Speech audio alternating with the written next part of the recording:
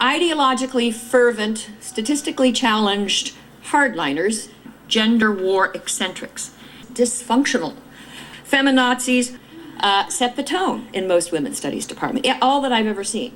It's just an unwritten rule. Only women from the radical left have the right to interpret the lives of women. So we have a whole body of scholarship developed by women from a very, very narrow range of views and opinions. And just as I think that young women are harmed if they take too many of these courses and become bitter and angry at the world because they're oppressed, that's ridiculous to take young women and change them in this way. This cannot be a legitimate goal of a college course. But there are these gender feminists, many from the 70s and 80s, who are still very bitter and eager to transfer that state of mind to their students. And I think that's wrong. And I also think it's very bad to disseminate so much false information. Some of these statistics I've called hate statistics because they create a kind of bigotry or misandry. Just as a philosophy professor, I suggested that was a rather weird goal for a college class. I mean, it's nice to love your body, I guess, but what was the point of that class? Anyway, she was mystified. Another young woman was appalled that I had suggested that the free market had helped women, that the free market it actually created the conditions that made feminism and women's emancipation possible.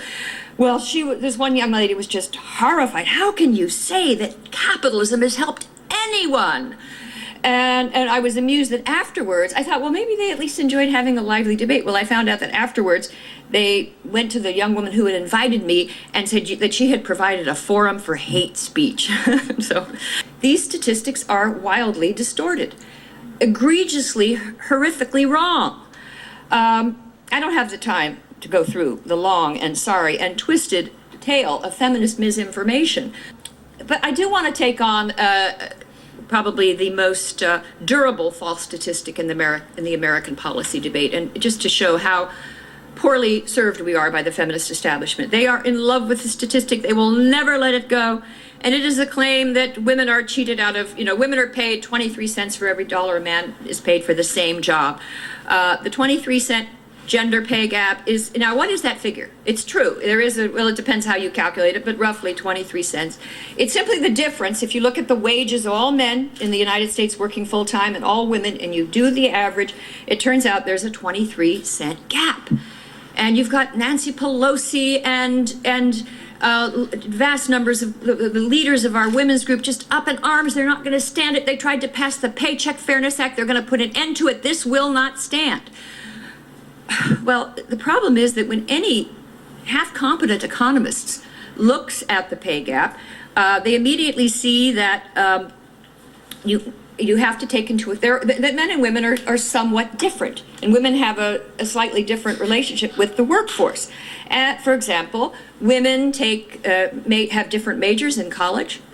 They enter different fields. They work different numbers of hours per week. They are much more likely to take extended leaves. Anyway, there's a very big difference between women and men but you will have the feminist group, like women doctors are paid considerably less than male doctors for the same work. They don't do the controls. I don't see how women are well served by hyperbole, exaggeration, misinformation, sorry for the pun. How did they manage to run off with feminism? So my message today is to take back feminism, reform it, correct the excesses, insist that moderate and conservative women be given a voice, and then set about writing the next great chapter in the history of women's quest for freedom.